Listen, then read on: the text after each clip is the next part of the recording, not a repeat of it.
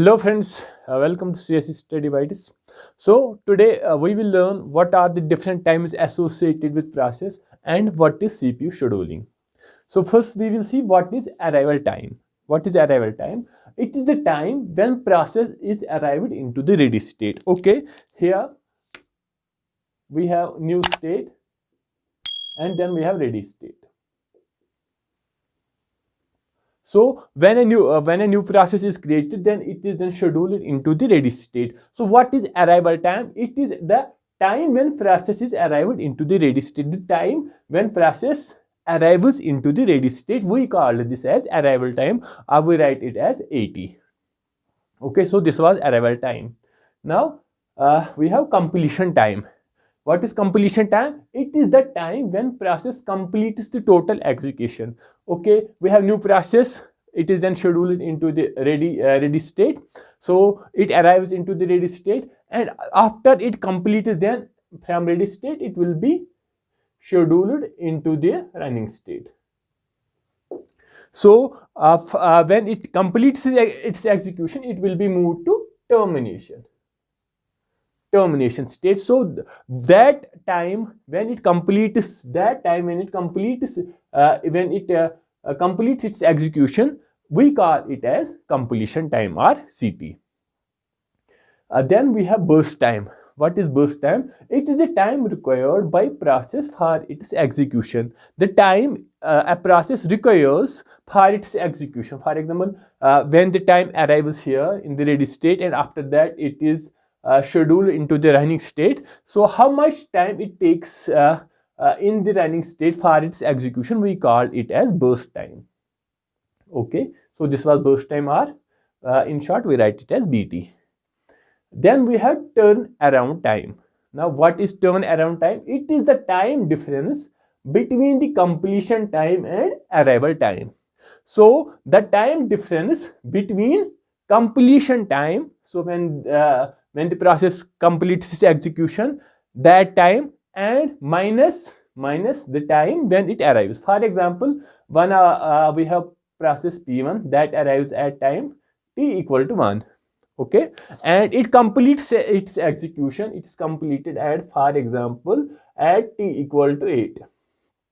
So our arrival time is 1 and our completion time is 8. Okay, now what is turnaround time? It is the time difference between the completion time and arrival time. So turnaround time equal to completion time is 8 minus arrival time, that is 1.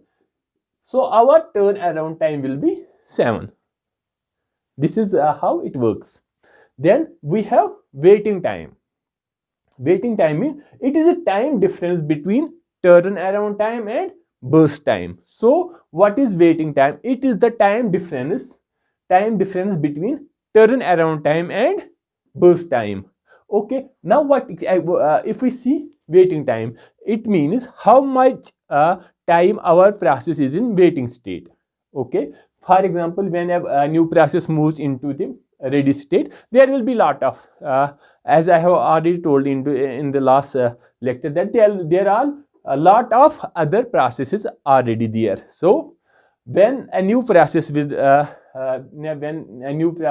reaches this ready state, so it has to wait.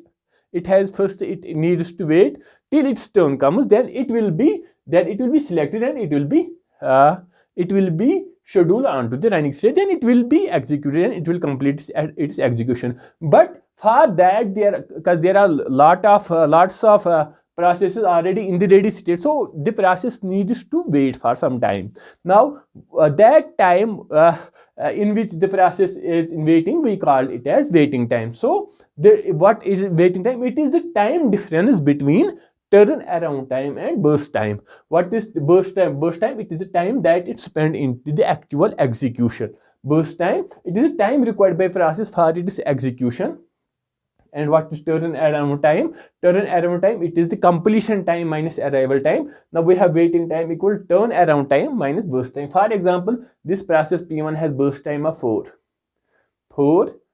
It's burst time, process P1. Now what is its waiting time? Waiting time equal to, what is turnaround time? It is 7 minus what is burst time? It's 4.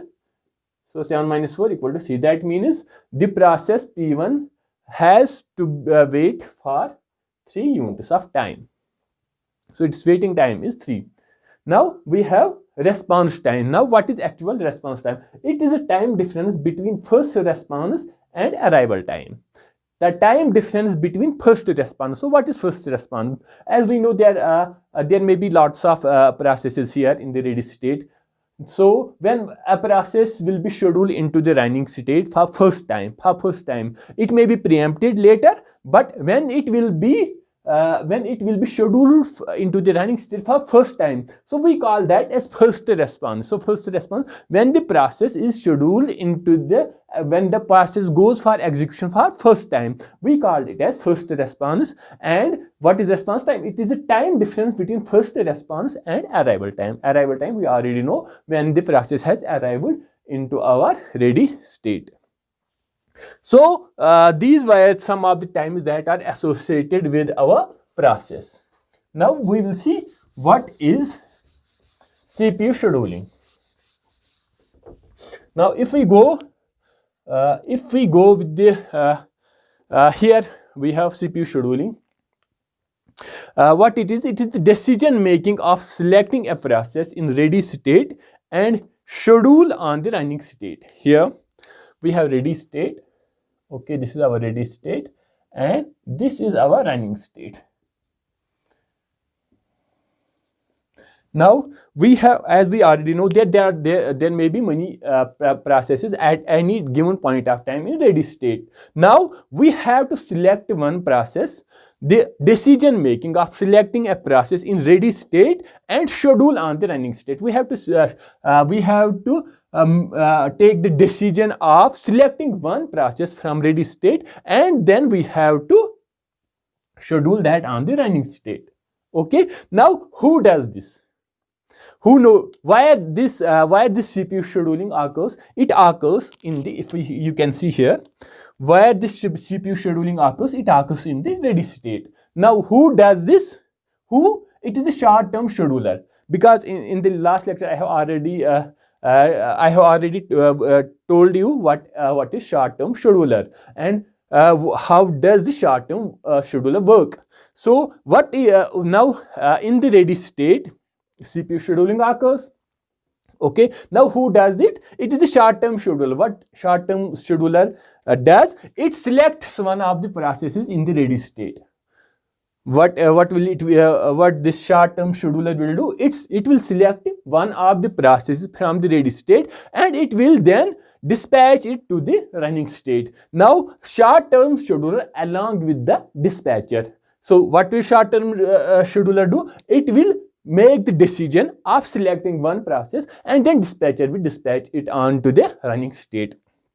So now who does this CPU scheduling? Where will this happen? It will happen in the ready state. And who is responsible for it? It is a short-term scheduler. Now when it will happen? When it will happen? When it will happen? When it will happen? CPU scheduling. When will CPU scheduling happen? Is first when a process goes from running to termination. Okay, here we are running a process, it is in running state. Now if it goes to termination state, now our running state, it will be empty. So we have to select one of the process from ready state and schedule it on to running state. So at that time CPU scheduling will happen when a process moves from running state to termination state. Okay, and so this was first. Then we have when the process moves from running to wait. Okay, here we have running. Now if it needs IO, it will go into the wait state. If any process needs IO operation, it will go into the wait state. So when a process moves from running state to wait state, so at that time our CPU, it will be idle. So we have to schedule one of the process into the CPU or into the running state.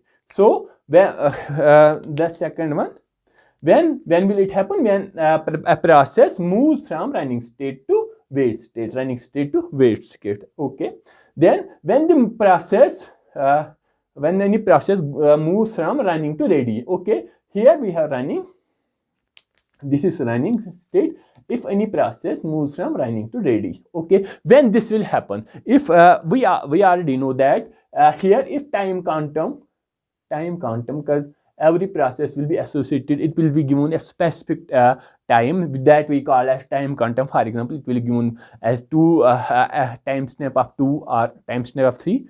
That depends on. But when the time quantum will expire, it will be moved from running to ready. Okay, now again our running will be empty, so a new process will be scheduled. Or our when will this process will move from running to ready, when the priority, if a new process which has more priority arrives into the ready state, so we need to schedule that into the running state. So that is, at that time, a process will be moved from running state to ready state. Okay, then we have again second, when the process will move from wait to ready. Okay, from wait to ready. Now the process will move from wait to ready. So now this process will be available for CPU scheduling again. So we may select this process again, or we may select any other process. So CPU scheduling will happen when the process will move from wait to ready state. Okay, then we have one more, when the process will move from new to ready. For example, here this is new state, new to ready. One new process will be created. One new process will be created by long-term scheduler, and it will be moved to the ready state. Now, if this process is having more priority, it will be scheduled first. So at this time again, CPU scheduling will happen. Okay, so these are very important. If you can expect one question from this. If we check the previous year's GATE papers, there may be multiple questions in this. Okay, so now what are the goals? What is the goal of CPU scheduling? Goals of CPU scheduling. First goal is to maximize CPU utilization. Maximize CPU utilization and throughput.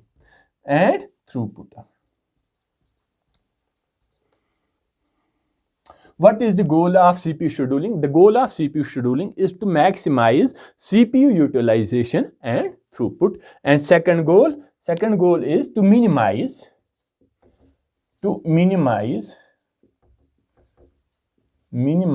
average waiting time, and turnaround time.